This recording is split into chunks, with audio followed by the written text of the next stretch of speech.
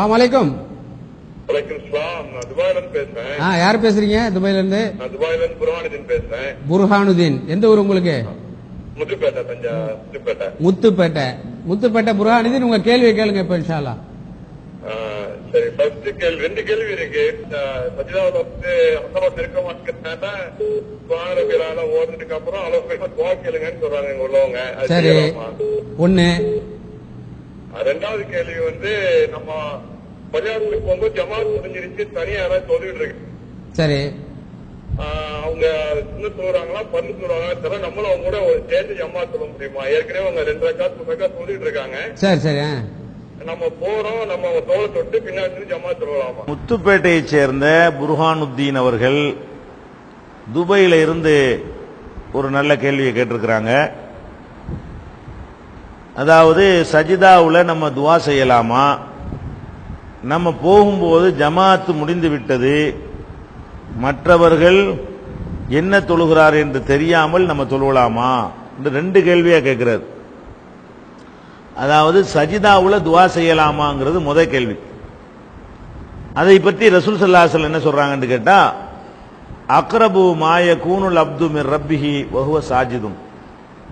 ஒரு அடியான் வந்து அல்லாஹ்வுக்கு ரொம்ப நெருக்கமாக இருக்கிற ஒரு கட்டம் என்னவென்றால் அவன் சஜிதாவில் இருக்கிற கட்டம் தான்.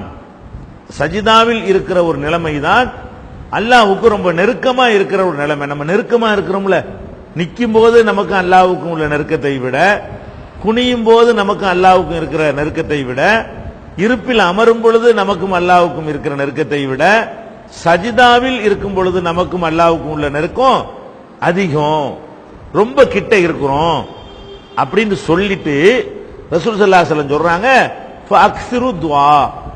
எனவே சஜிதாவுல துஆவை அதிகப்படுத்துங்க.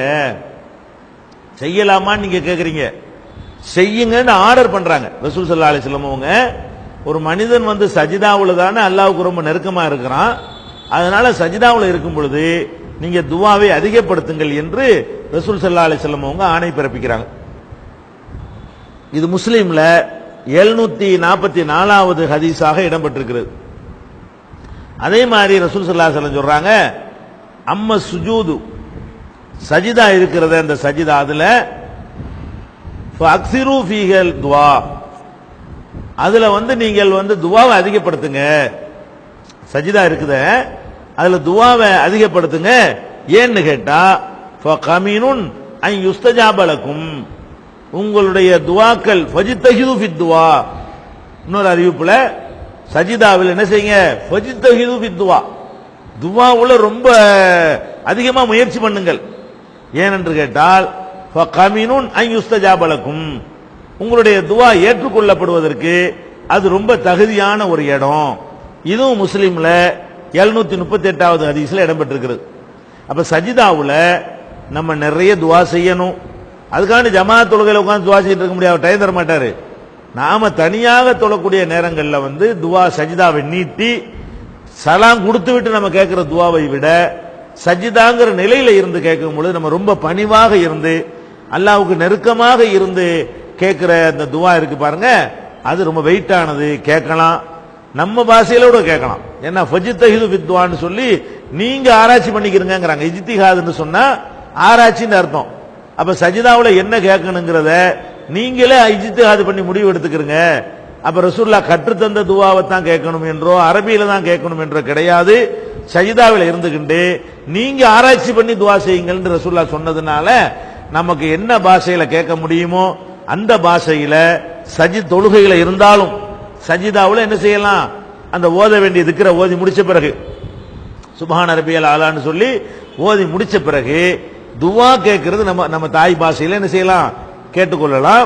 அதனால துஆ கேட்கிறது வந்து சஜிதாவுல கேட்கறதுக்கு ஒன்றும் தடை கிடையாது, அனுமதி இருக்கிறது, வலியுறுத்தப்பட்டிருக்கிறது, சிறந்தது.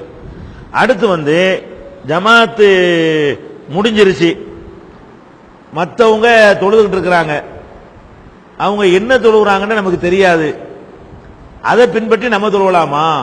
இந்த பள்ளியாசலுக்கு வர்றோம், ஒரு ஆள் தொழுதுட்டு இருக்கிறாரு, அவர் என்ன தொழுகிறாரு நமக்கு தெரியல, நம்ம அவரை பின்பற்ற சுன்னத்து கூட அவர் தொழுவலாம், அவரை பின்பற்றிக்கிட்டு நாம வந்து தொழுகிறதுக்கு மார்க்கத்தில் அனுமதி இருக்குதா என்று கேட்கிறாங்க. இதுக்கு அனுமதி இருக்கிறது. ஏன்னா ஒருவர் என்ன தொழுகிறார் என்பதை கவனித்து அடுத்தவங்க பின்பற்றணும் என்ற மாதிரியான சட்டம் குர்ஆன்லயோ ஹதீஸிலே சொல்லப்படவே இல்லை.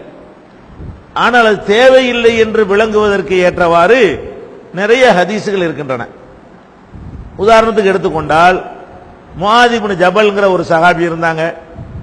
அவங்க அவங்களுடைய சமுதாயத்துக்குன்னு ஒரு பள்ளிவாசல் இருந்தது. அந்த பள்ளிவாசல் அவங்க இமாமாவும் இருந்தாங்க. முஆத் இப்னு ஜபல் எந்த தெருவுக்காரங்களோ அந்த தெருவில் ஒரு பள்ளிவாசல் இருக்கிறது. அந்த பள்ளியில முஆத் இப்னு ஜபல் இமாமா இருக்கிறாங்க.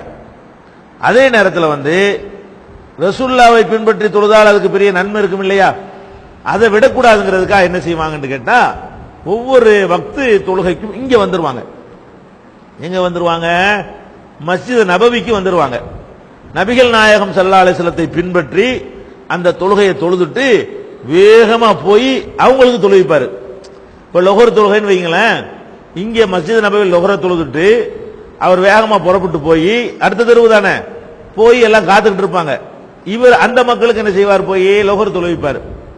அப்ப இவர் ஒவ்வொரு தொழுகையும் தன் வாழ்நாள்ல மதீனாவில் இருக்கிற வரைக்கும் ரெண்டு தடவை செஞ்சிருக்காருன்னு விளங்குது.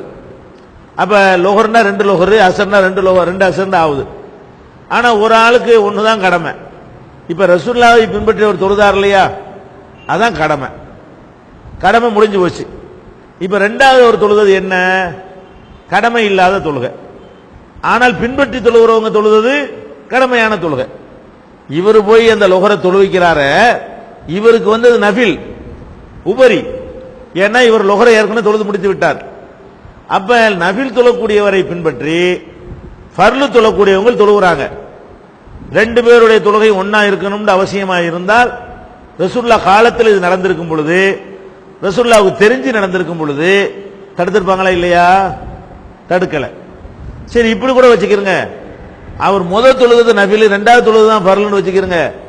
அப்படி வச்சாலும் அப்போ மாறுத. ரசூலுல்லாஹ் ஃபர்லு தொழுகிறாங்க, இவர் பின்னாடி நஃபில் தொழுகிறாரு. ரசூலுல்லாஹ் தொழுது ஃபர்லு தொழுக, அவங்கள பின்பற்றி தொழுது அவர் தொழுது என்ன நஃபில்னு வச்சுக்கிட்டீங்கன்னா இங்கே மாறி போயிடுது. அதை ஃபர்லுன்னு வச்சுக்கிட்டா அங்க மாறுது.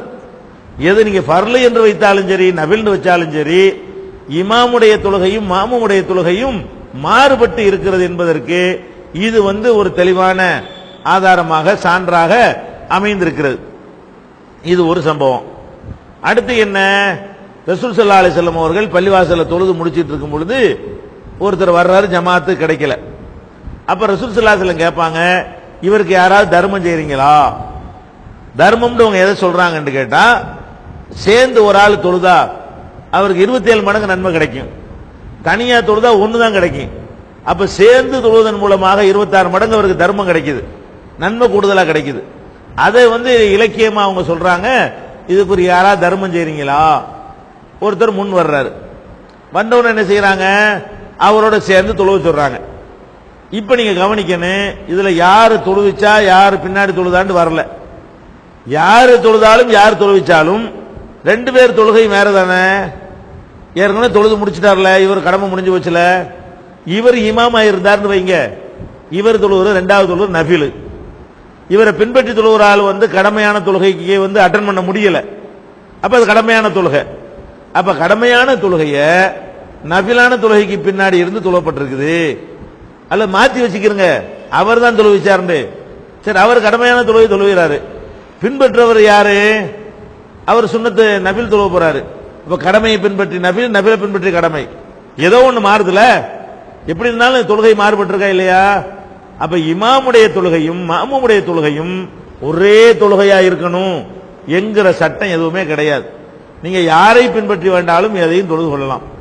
என்ன சில நேரங்கள்ல ஒரு சிக்கல் வரும். அந்த மாதிரி ஒரு சிக்கல் வரக்கூடிய நேரத்தில் இப்ப நம்ம மகரிப் தொழுவ போறோம், லேட்டா வந்துட்டோம், வெளியூர் பயணியா இருக்கிறோம், இஷா தொழுகை நடக்குது, அதுல போய் நம்ம சேர்ந்தோம்னு சொன்னா அவர் 4 நம்ம 3ங்கும் போது அது கொஞ்சம் உதைக்கும். நம்ம 3 தொழுவணும், அவர் 4 தொழுகிட்டு இருப்பாரு. வெளியூர் ஆட்கள் கலாவுல வராது. அப்ப நம்ம என்ன செய்யலாம்? அந்த மாதிரி சிக்கல் மாதிரி வரக்கூடிய நேரம் வந்துச்சுன்னு சொன்னா ஒரு ரக்காத்தை விட்டுட்டு 2வது ரக்காத்துல சேர்ந்தா கணக்கு சரியா போகும். அவர் இஷா தொழுகிறார்ல, முதல் ரக்காத்தை விட்டு விட்டோம்னா 2வது ரக்காத்துல சேர்ந்தோம்னா அவருக்கு 4 முடிய போகுது, நமக்கு 3 முடிய போகுது, இப்படி ஏதாவது செஞ்சுக்கலாமே தவிர இதை தடுக்கிறதுக்கு ஏதாவது இருக்குதா? 2 பேர் தொழுகையும் ஒன்னா இருக்கணும், மாறுபடவே கூடாது அப்படிங்கிற மாதிரி ஏதாவது இருக்குதான்னு கேட்டா அப்படி எந்த விதமான ஒரு ஆதாரமும் குர்ஆன் ஹதீஸ்ல கிடையாது. அதை நம்ம விளங்கிக்கணும்.